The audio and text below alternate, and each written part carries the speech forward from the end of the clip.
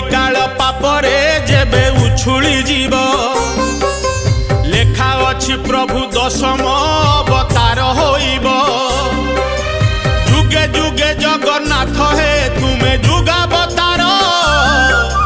कली जुगे कल्की आस हे परम लेछ संहार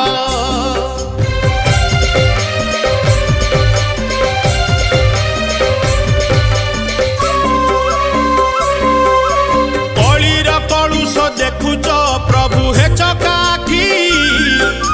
केते दिन आउ देखिब रखी धर्म को साखी अधर्म हाटरे धर्म जे नीति नीलाम हुए पाप पुण्यर जे हिसाब अबा रखुची किए।